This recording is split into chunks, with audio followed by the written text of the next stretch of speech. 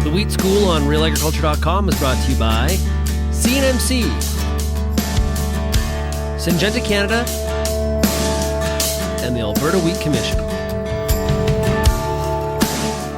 Hi, I'm Bernard Tobin. Welcome to the Wheat School. Today I'm down at Ridgetown College, University of Guelph, catching up with Emma Dieleman. Emma, how's it going?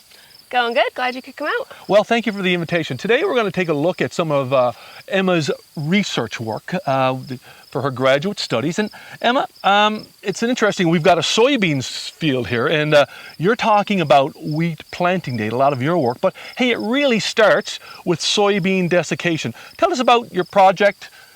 Take us through it. Exactly. So what we're looking at here is how we can get our wheat planted on time and really quantifying the effects of planting date on winter wheat yield. And as you said, it starts here with the soybeans. And part of this project is looking at some soybean desiccation and whether we can apply a desiccant to the soybeans and then be able to get them off a little bit earlier and get that wheat planted on time. So tell me about the soybean desiccant portion of your work here. How many trials do you have here? How many setups? What did you learn? So in this field here, we have 4 different soybean cultivars being grown, 2 late maturing cultivars, and 2 early regular standard maturing cultivars. And so these cultivars are all going to be sprayed with 3 different desiccant products at 3 different desiccant timings. And we're really looking to see what the best combination is to dry down those soybeans, get them ready for harvest, and get them out of the field earlier than maybe we would normally see, and get that wheat planted on time. Right. Now, obviously you haven't got that done this year, but you have year 1 of your data. What have you learned? How much time are we gaining using a desiccant? So last year, what we saw was between a 5 and 10 day advantage when we sprayed the desiccant at the earliest timing, which was R6.5.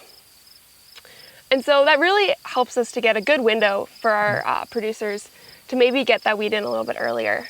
5 and 10 days can be a really big amount in the fall, depending on weather conditions. Really key, that's for sure. Now let's talk about those planting dates. The next portion of your research is about, optimizing planting dates. Take us through that, what you've learned about when we plant early and when we plant late.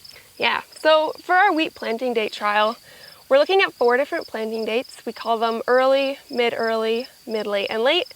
And these planting dates are ranging from the end of September all the way to end of November.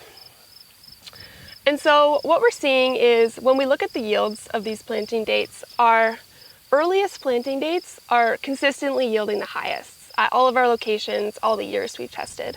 And then as we kind of move across our yield curve, as we get into those October, November planting dates, the yields start to decrease a bit.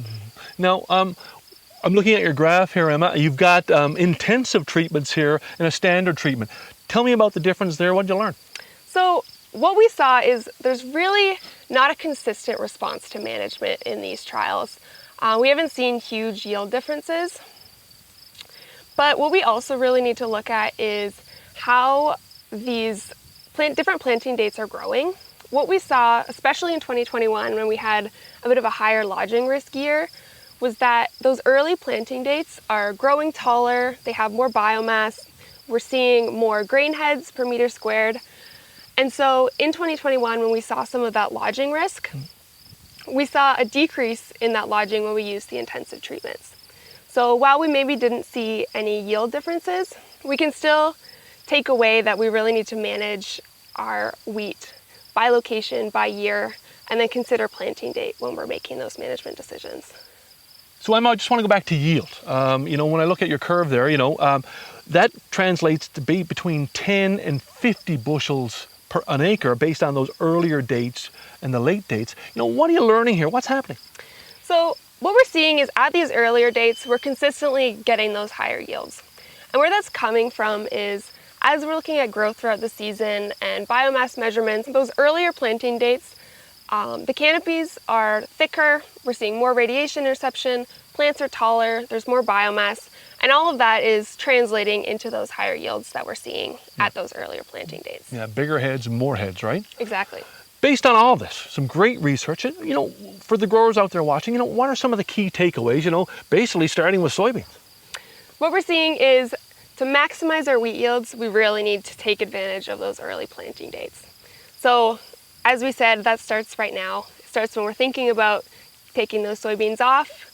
It's prioritizing those fields that are going to have wheat coming after, potentially using a tool like desiccation that we're looking at a little bit more closely, and then doing everything we can to get that wheat in on time.